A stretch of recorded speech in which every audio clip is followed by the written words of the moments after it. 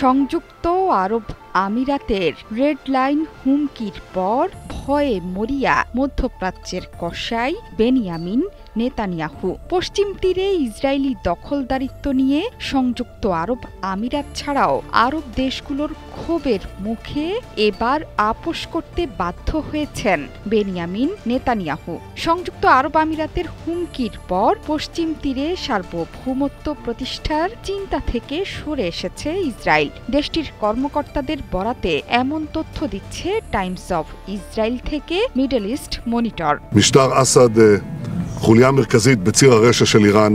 গণমাধ্যমগুলো বলছে এরই মধ্যে আবুধাবির স্বীকৃতি হারানোর ভয়ে সরকারের এজেন্ডা থেকে পশ্চিম তীরকে মানচিত্রে যুক্ত করার ইস্যুটি বাদ দিয়েছেন নেতানিয়াহু। এমনকি গত বৃহস্পতিবারের মন্ত্রিসভার বৈঠকের কয়েক ঘণ্টা আগে এই সিদ্ধান্ত নেওয়া হয়েছে বলে জানিয়েছে ইসরায়েল সরকারের কর্তা ব্যক্তিরা।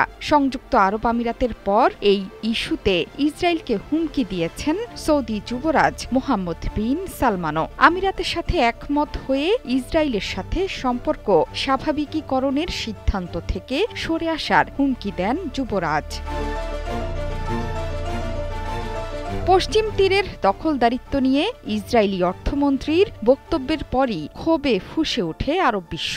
ইসরায়েলি মন্ত্রীর মতে পশ্চিম তীরের ৮২% চলে যাবে তাদের দখলে। এর কারণ হিসেবে ফিলিস্তিন রাষ্ট্র প্রতিষ্ঠার সম্ভাবনাকে চিরতরে মুছে দিতেই এই পদক্ষেপের কথা বলছে দেশটি। এই ঘোষণার পর ক্ষুব্ধ প্রতিক্রিয়া দেখায় সংযুক্ত আরব আমিরাত। তারা জানায় ইসরায়েল দেশটির সঙ্গে অধিকৃত পশ্চিম তীর পুরোপুরি যুক্ত করলে সেটি চূড়ান্ত সীমা লঙ্ঘনের শামিল হবে। এমনকি এই পদক্ষেপ আব্রাহাম চুক্তির মূল চেতনাকে ক্ষতিগ্রস্ত করবে বলেও হুমকি দেয় দেশটি।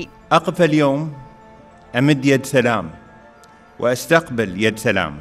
২০২০ সালে যুক্তরাষ্ট্রের মধ্যস্থতায় স্বাক্ষরিত আব্রাহাম চুক্তির মাধ্যমে ইসরায়েলের সাথে কূটনৈতিক সম্পর্ক স্থাপন করে আরব আমিরাত, বাহরাইন, মরক্কো ও সুদান। এই চুক্তির অন্যতম শর্ত ইসরায়েলের প্রধানমন্ত্রী বেনিয়ামিন নেতানিয়াহুকে তখনকার সময়ে পশ্চিম তীরের কিছু অংশ তার দেশের সাথে সংযুক্তির পরিকল্পনা বাদ দিতে হবে। সে সময় নেতানিয়াহু সাময়িকভাবে পরিকল্পনা স্থগিত করলেও সেটি এখনও তার আলোচনার টেবিলেই আছে। বলা হচ্ছে সংযুক্ত আরব আমিরাত আব্রাহাম চুক্তি থেকে বেরিয়ে গেলে নেতানিয়াহুর সাথে ডোনাল্ড ট্রাম্পের টানাপোড়েন বাড়তে পারে।